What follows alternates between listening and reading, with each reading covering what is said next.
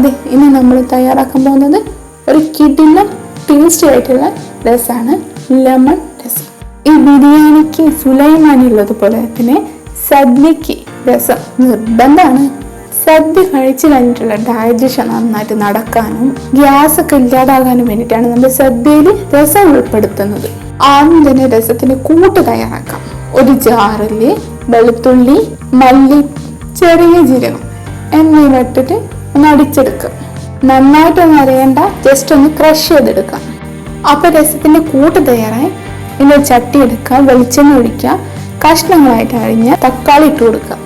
ഇനി നേരത്തെ അടിച്ചു വെച്ച ആ കൂട്ട് അങ്ങോട്ട് ചേർത്ത് കൊടുക്കുക. പുളിക്ക് വേണ്ടിയിട്ട് അല്പം പുളി വെള്ളം കൂടി ചേർത്ത് കൊടുക്കുക.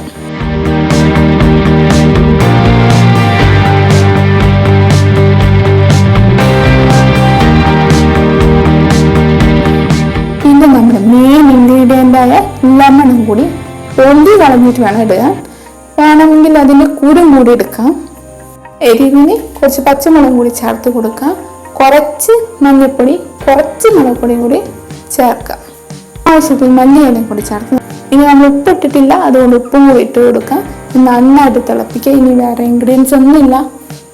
യൂഷ്വൽ ആയിട്ടുള്ള റെസിപ്പിയേക്കാളും വെറൈറ്റി ആയിട്ടുള്ള റെസിപ്പി കുറച്ചും കൂടി ടേസ്റ്റി ആയിരിക്കും.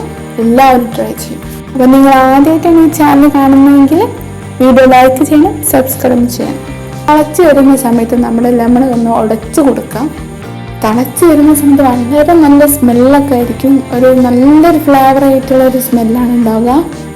ഇനി നമുക്കൊന്ന് വറവിടണം. വറവിടാൻ വേണ്ടിയിട്ട് ഒരു ചെറിയ ചീനച്ചട്ടി എടുക്കുക, വെളിച്ചെണ്ണ ഒഴിച്ചു കൊടുക്കുക. ചുവന്ന മുളകിലാണ് വറവിടുന്നത്. ചുവന്ന മുളക് നന്നായിട്ട് പൊരിഞ്ഞ് വരുന്ന സമയത്ത് നമുക്ക് ഗാർണിഷിങ്ങിനായിട്ട് അതിൻ്റെ മുകളിൽ വെച്ച് കൊടുക്കുക. അപ്പം ശരി, അടുത്ത വീഡിയോയിൽ കാണാം.